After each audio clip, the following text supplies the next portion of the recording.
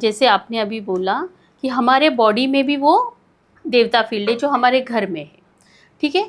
तो एक पर्सन की एनर्जी, उसका ऑरा और घर का ऑरा जो हम लोग जाते हैं नापते हैं, और देवता की इम्बैलेंसेस बैलेंसिंग, ये तो एक पर्सन जो कि पॉजिटिव है, बहुत अच्छी एनर्जी कैरी कर रहा है, अपने आप को अच्छे से बैलेंस कर रहा है, तो उसका इम्पैक्ट वास्तु पे आएगा या वास्तु बैलेंस होने से वो पर्सन एनर्जेटिक होगा? वास्तु बैलेंस होने से उस व्यक्ति का ऑरा और देवता बैलेंस होंगे, उस व्यक्ति के कारण वास्तु कभी बैलेंस नहीं हो जाएगा। अच्छा, व्यक्ति के कारण, उसकी कभी पॉजिटिविटी से नहीं, ताकि वास्तु की पॉजिटिविटी से वो पॉजिटिव है। अगर वो व्यक्ति बहुत ज्यादा पॉजिटिव है तो कॉन्शियसली अनकॉन्शियसली, सहायता से बेसहायता से वो अपना वास्तु सही कर लेगा।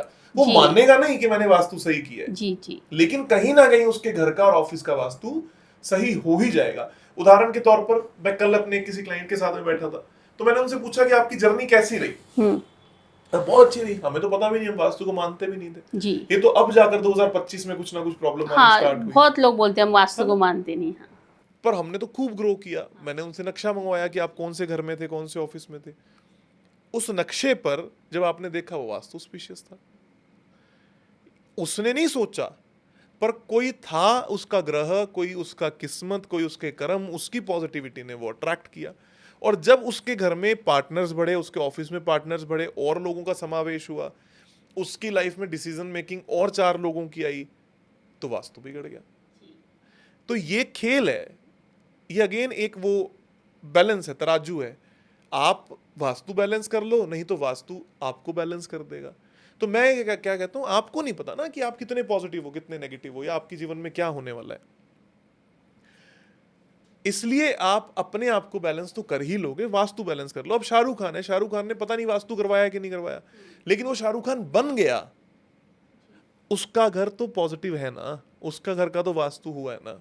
अब वो बोले मैं तो ध्यान दिया नहीं, नहीं ध्यान दिया होगा, लेकिन उसका घर पॉजिटिव सबकॉन्शियसली हो ही गया होगा।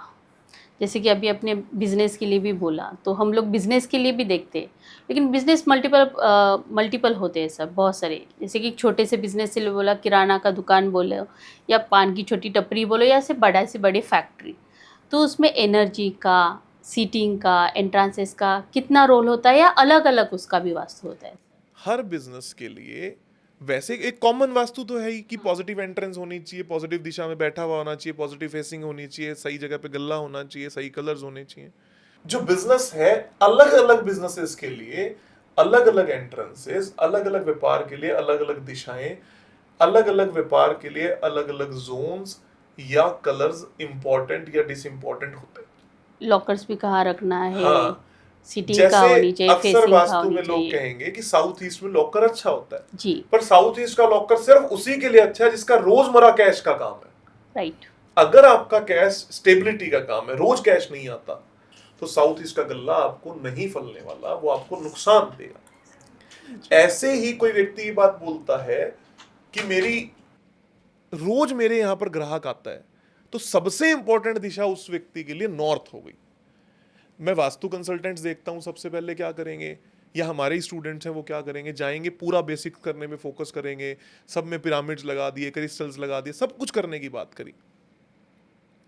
टोटलिटी में आपको ये देखना जरूरी है कि इस व्यक्ति के लिए सबसे इंपॉर्टेंट डायरेक्शन कौन सी है।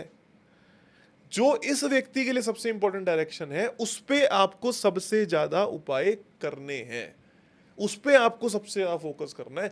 वहां का वास्तु दोष नहीं चलेगा। एक व्यक्ति का काम है रोज 100 को लाना, और उसके यहां नॉर्थ में टॉयलेट है, तो पत्ती डालने से काम नहीं चलेगा।